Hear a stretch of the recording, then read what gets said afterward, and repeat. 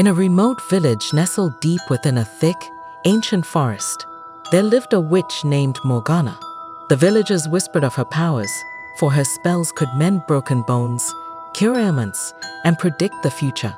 Despite her benevolent magic, they feared her, for they believed that her enchantments had a darker side, a side she kept hidden from the prying eyes of the world.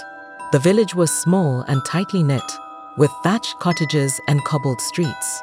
The people led simple lives, tilling the earth and tending to their animals. They were cautious around Morgana, seeking her help only as a last resort. One fateful winter, a harsh frost settled upon the village, bringing famine and death.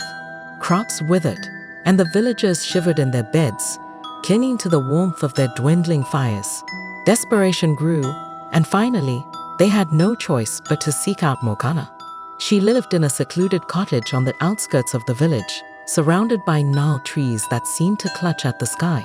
Her home was an eerie sight, draped in ivy, with windows that glowed with an otherworldly light at night.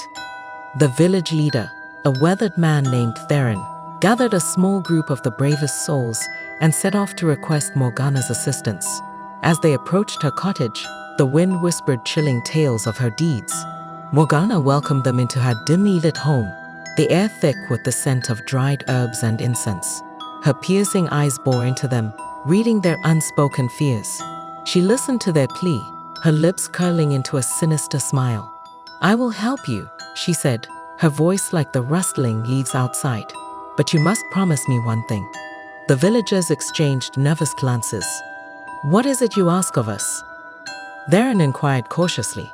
"In return for my aid," Morgana replied, "you must offer me one thing." A hushed silence fell upon the room. Sacrifices to the witch were whispered legends, stories of loved ones who disappeared into the forest, never to return. "What kind of sacrifice?" Theron asked, trembling. Morgana's eyes gleamed with malevolent intent. "The lives of your youngest children," she whispered, her voice carrying a chilling promise. The villagers gasped in horror, but their desperation drove them to agree, as they believed this was the only way to save their village. Morgana performed her ritual, casting a powerful spell that banished the frost and brought warmth back to their land. Crops flourished, and the village flourished once more.